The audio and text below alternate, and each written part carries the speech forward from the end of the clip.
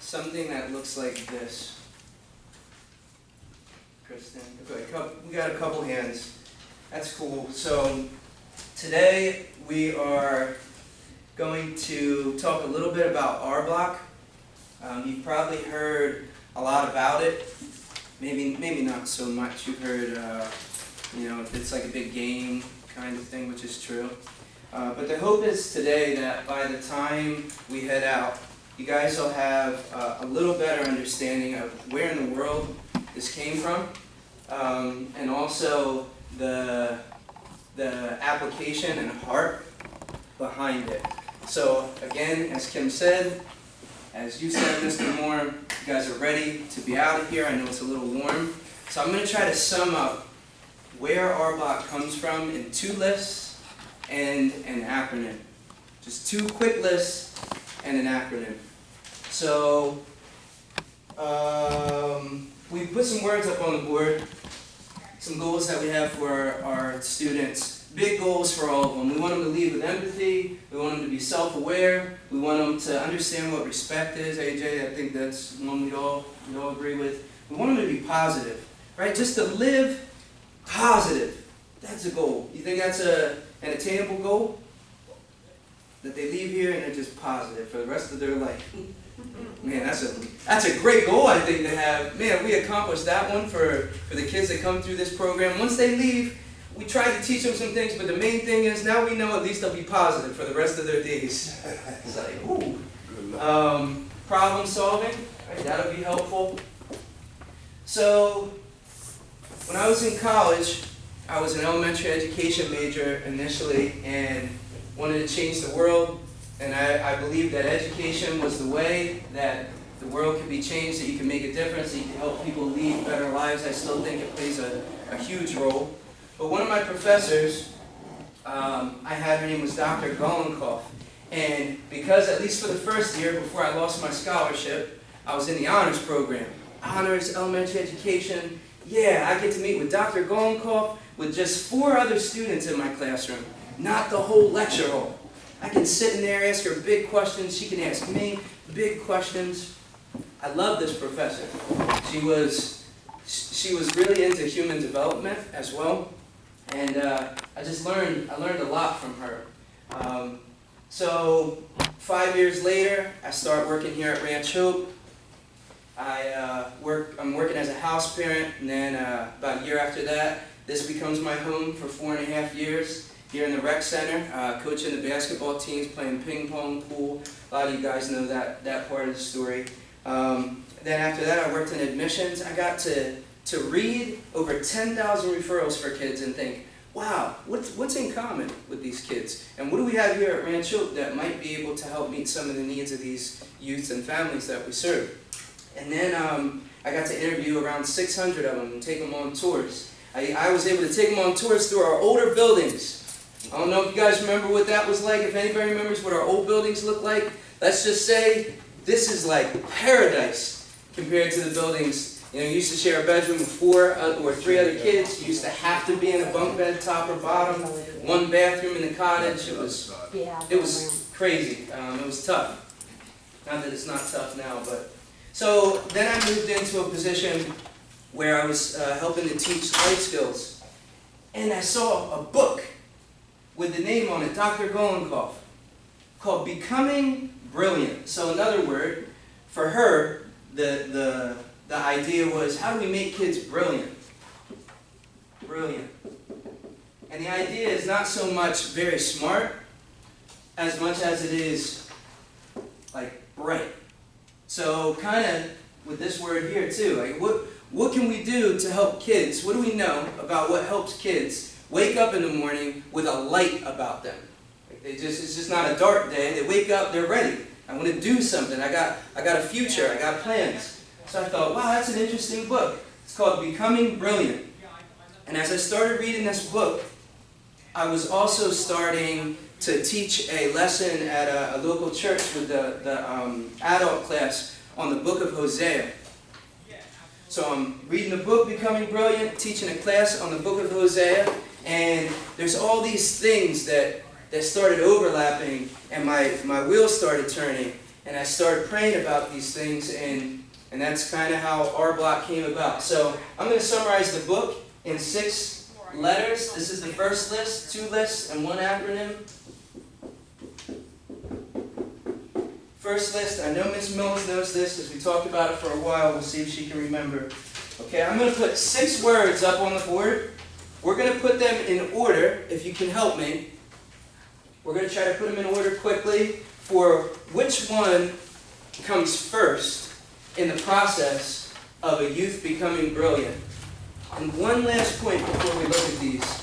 This book, the purpose of this book was to teach teachers, not how to teach.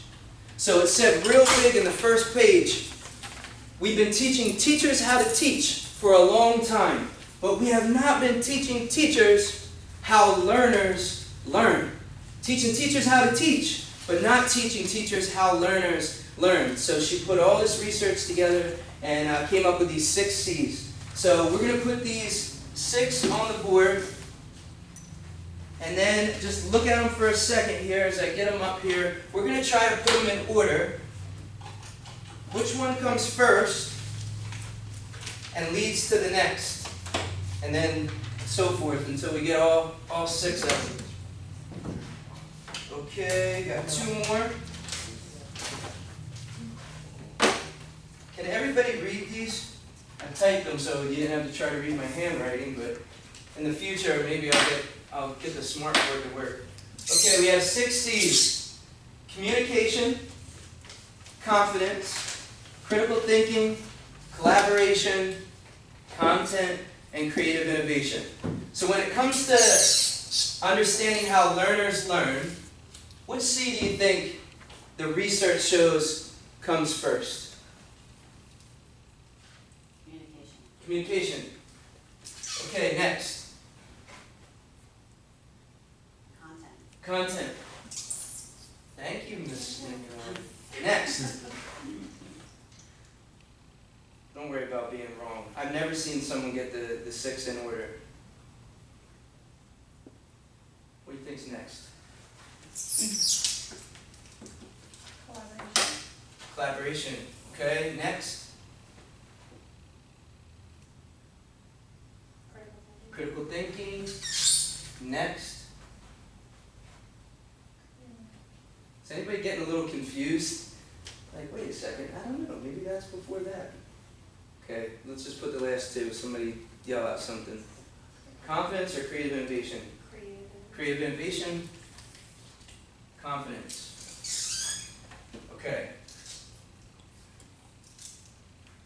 So, great job. Actually, pretty darn close. I think closer than the last group that we had. So the main focus of the book was, again, how learners learn.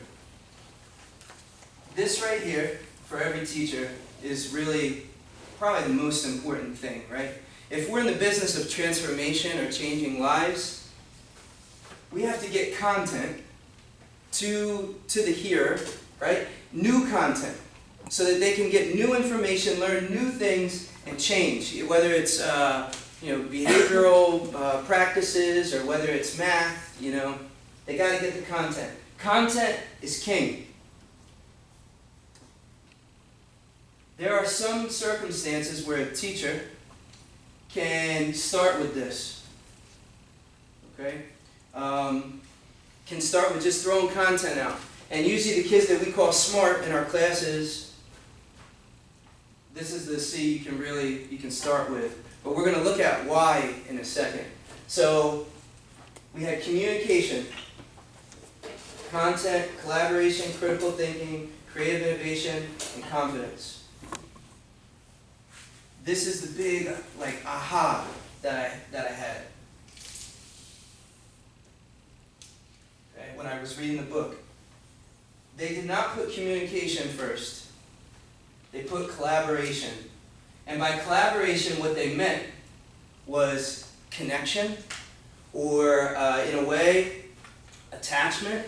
That's another way we could look at it if Mr. Watts was here. We could actually look at pace, which Mr. Watts teaches in trauma-informed care, and we would see this another list with with a lot of similarities to the two lists we're going to look at today. So here's the idea behind the research. This is what they found. Content is actually third. These ones were right. Okay. So before you can communicate with someone in a way that is like two-way, where you can actively verbalize, your information, and also be an active listener to receive what someone else is saying, this here influences your ability to communicate. So to give a quick example, I play soccer, played a lot of soccer. I play in a soccer league out in Bridgeton where most of my teammates, they are Mexican Americans who speak Spanish. My Spanish is poor. It's not very good. It should be, but it's not. It took a lot of years of it. Their English, not so good. Okay, they really struggle. But we have a very deep connection. What's our connection? Soccer. Yeah, we get on that field together, and there's a deep intimacy that we share, even though we can barely communicate. And guess what it leads to? What'd you say? Winning. It leads to winning sometimes. Yep. On a smaller level. This is the one place I use my other words. This is one place I try my Spanish. It's because my connection is so deep with those guys on my team that I'm not afraid. I feel safe. Okay? I feel safe to try to use my Spanish because of my desire to communicate, because I already have a deep connection. What's cool is those guys, they use their English, their 5, 6 words, whatever it is that they have with me, because they feel safe. They're not afraid to mess up. They're not afraid to say, I can't roll my R's. That's one of my biggest things. I say birdo, birdo. They're like, it's not a birdo. There's no such thing as a birdo in Spanish. Everybody know how to say it? Right, a donkey?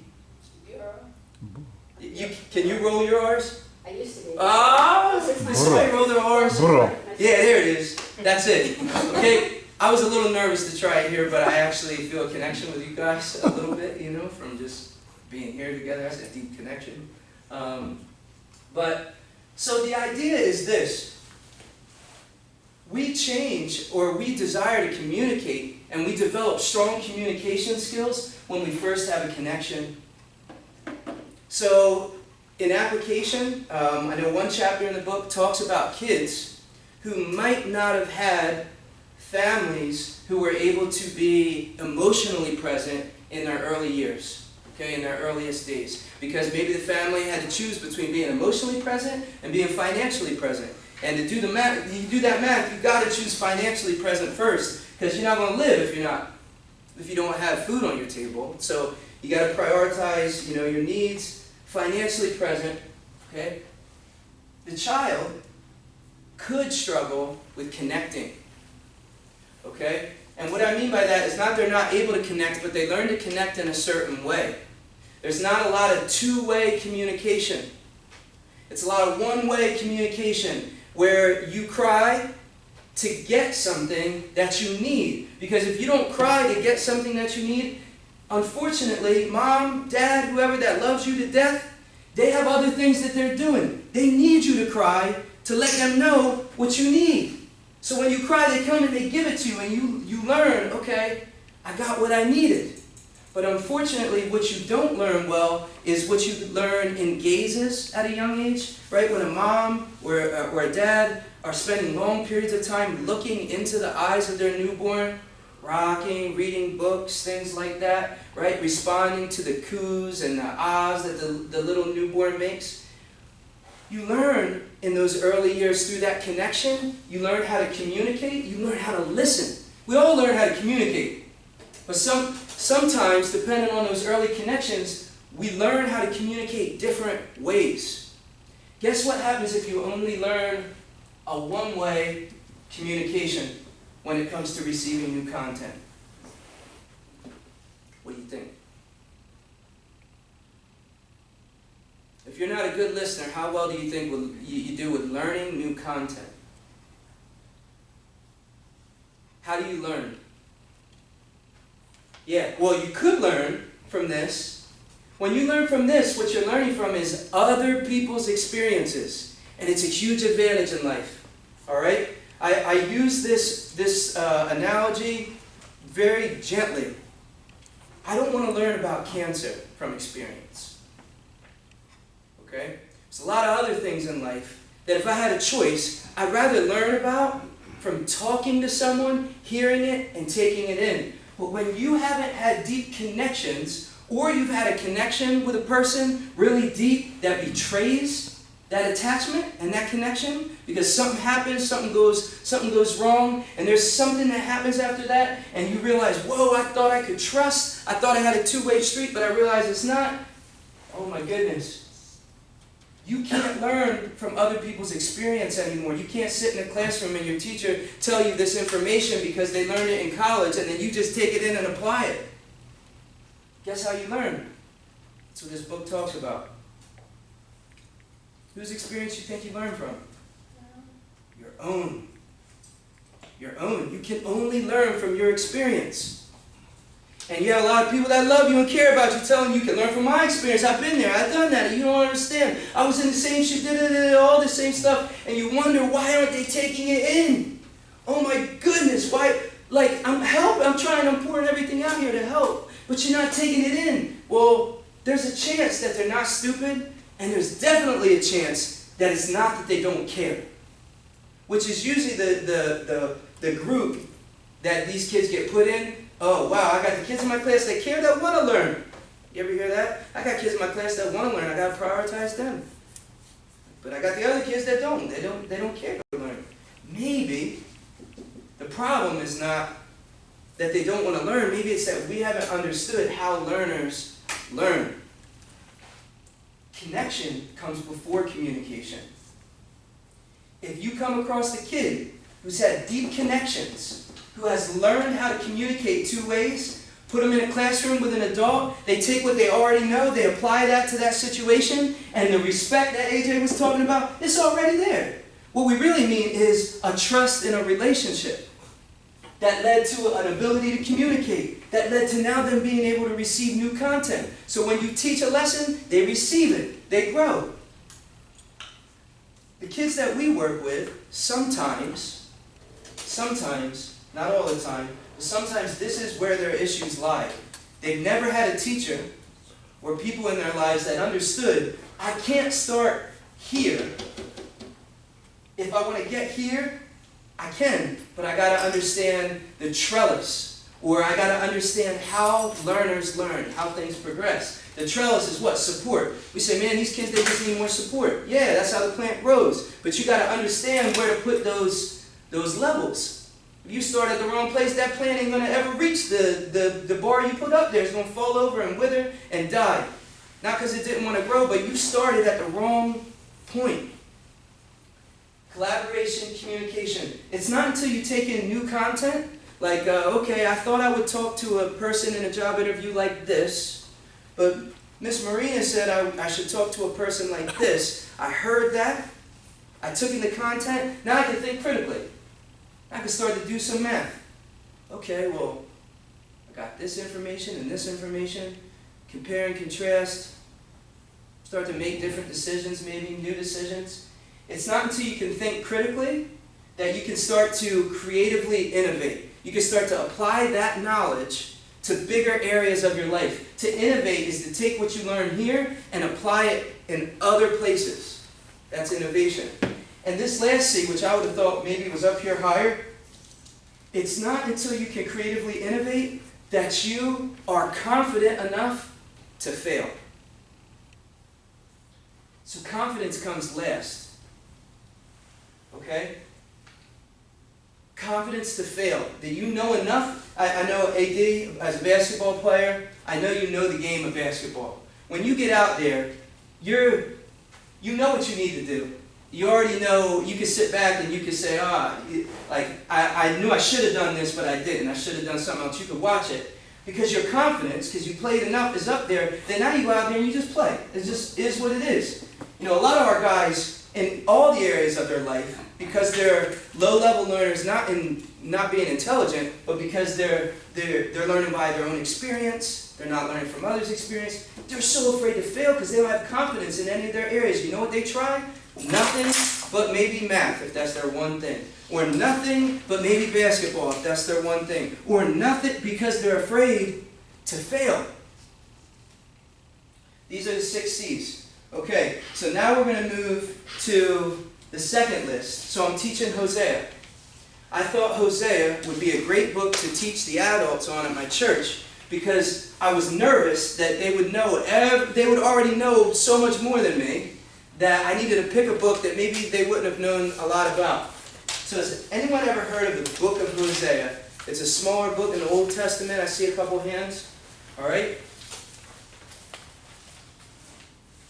When I got to the 3rd chapter of Hosea and I was reading through the commentaries, there are 3 or 4 people, theologians, that I really respect. Their time that they spend in God's Word and all their studies. And when I read their commentary, they all said the same thing.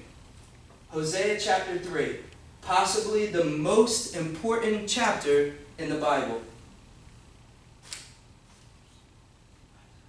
Whoa, I picked the wrong one. I picked the wrong book. Who am I to be teaching out of a book that these commentaries say is possibly the chapter that's the most important in the whole Bible comes out of it? I was thinking that'd definitely be New Testament, talking about Christ, and the truth is it is. But the 3rd chapter of Hosea starts with God saying, Hosea was a man of God who was seeking to be about God's business. He says, Hosea, I want you to go love your wife again. And he says, I'm going to use your marriage as an example of how I love my people. So we see God in this portion of Scripture says, I'm going to use your life to be a demonstration of how I love my people. And in one chapter, there's 4 words we see about what God tells Hosea to go and do with his wife. Now, to quickly give a little history, Hosea's wife, Gomer, she left him to make a name for herself. She was tired of being under his name. She wanted to do her own thing. Okay, great, stepping out. She chose prostitution. She thought it was something that would be good for her. We don't know if he had kids, if they had kids together. There's a good chance that they did. All we know is she said, you know what? I'm going to leave you here. You be about your business. I'm going to go make a name for myself, just sleeping around. I can do this. I don't need you. So God says, go again. And he puts up these 4 words. There's 4 words in that chapter, if you look closely at it. 4 words. Okay? And we're going to try to put these in order. And this is where the premise for our block comes from. Okay, as you see these R's up here. Everybody see those? Okay. So we got 1, 2, 3, 4. What do you think God tells Hosea to do first? To renew, reclaim, redeem, or restore her? Reclaim. Reclaim. You're right. So I want you to imagine you're Hosea. God says reclaim her. She left you to be a prostitute. She left you alone. Go find her. Find whatever house she's in.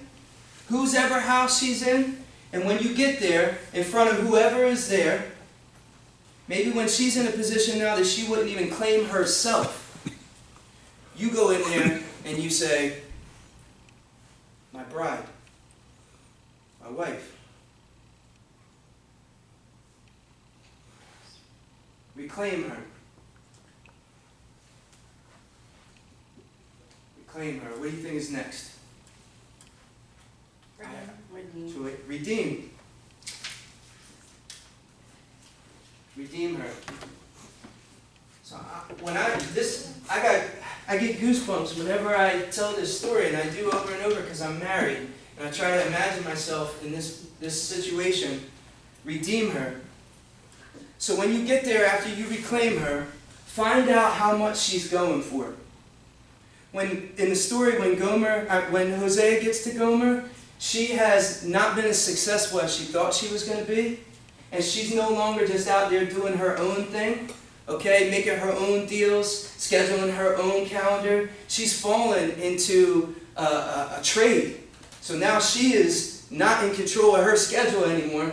Somebody else is in control of it. Hosea, God says to him, I want you, after you reclaim her, to redeem her. To take of what is yours and buy her back. Again, she left me. She left me alone. She owes me for all that I've done. Once I reclaim her, okay, I shouldn't have to come into my pocket for my wife. What Hosea does in the story with God's prompting is it pretty much it gives us this picture that he's taking shoes off. Because the 3 men that are there, or however many people are there, they're laughing like, dude, look, we can split it up and we got more than what you got here. So he gives everything he has to redeem her, to pay for her. Remember, this is God's idea. He said, Hosea, I'm going to use your marriage to show how I love my people. I reclaim them, then I redeem them. I give of what's mine. I sacrifice of what's mine. What do you think's next? Renew? Yep. He says, Hosea, after you buy her back and you get her home, I do not want you to share the marriage bed with her for a long time.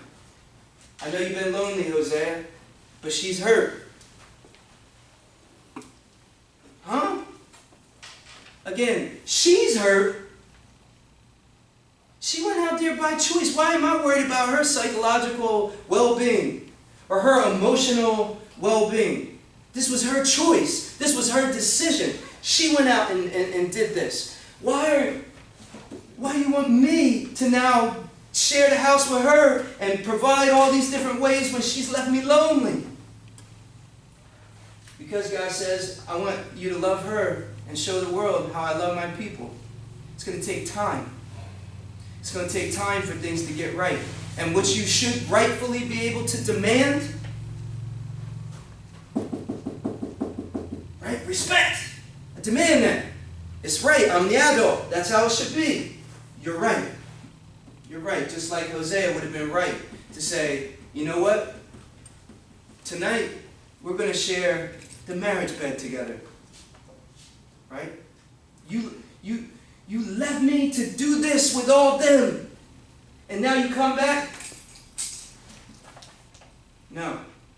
Just because somebody has the right doesn't mean that love doesn't call for something greater than that. And the last one, restore. He says that over time, after you reclaim her, you redeem her, you take a long period of time to renew the relationship with her. That relationship that you once had is going to be restored. What was lost is going to be found again. What was broken is going to be brought together.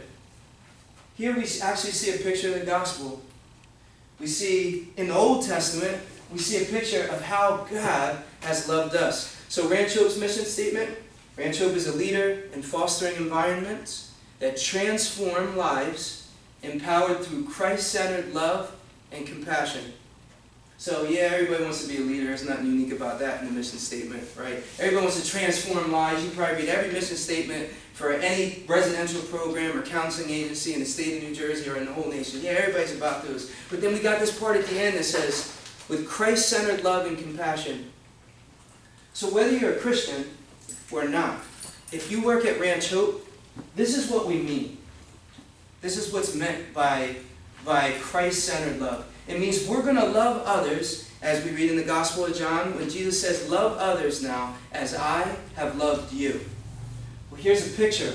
The R's of our block, with a reclaiming love, a redeeming love, a renewing love, and a restoring love. Okay? Can anyone see any similarities as we wrap up here between this list and this list? Now that we have them in order. Any connections between the two?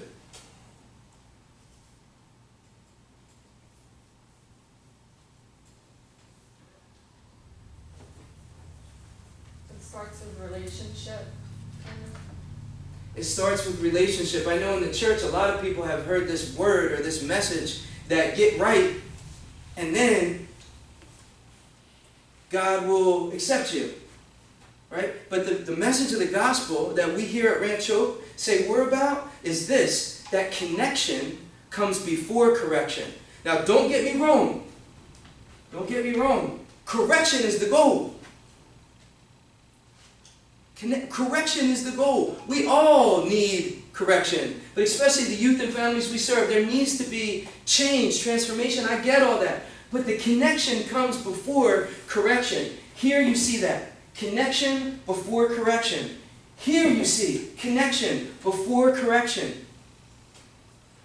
When I was reading this book and I was teaching this lesson, it was like, whoa, that's the same thing. They're finding out in all the research that what God has said for thousands of years, that this is the way to grow.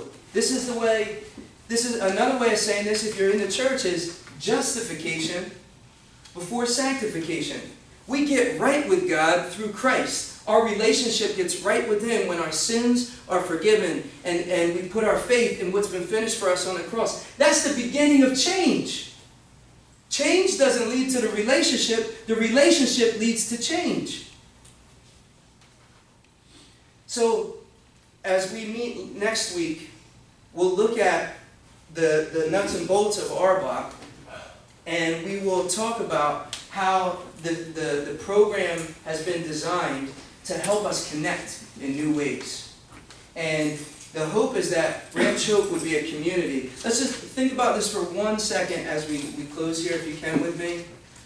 There's potential here to be the most beautiful community that could ever be experienced by these young people.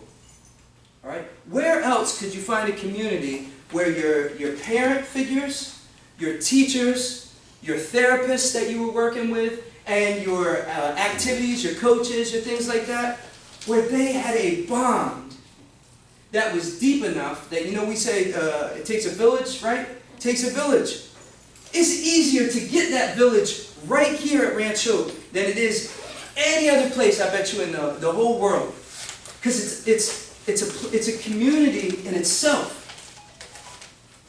If we are intentional, if we bridge these gaps, if instead of just being the school, instead of just being the residential department, instead of just being the activities department or the clinicians, we understand this is our block. Reclaiming, redeeming, renewing, and restoring. I believe that God, as we seek to honor Him and love as He's loved us, I believe He's going to continue as He already has. He's going to continue to bless us. This, our block is just putting it in front, it's just the trellis. It's putting us in front of it so we can be reminded as we look at it of what it could be. I think that's time, right? Yeah. Okay, so we only made it to the two lists. We did not make it to the acronym. So we'll start with the acronym next week, and then we will go into this programming here. Does anyone have any questions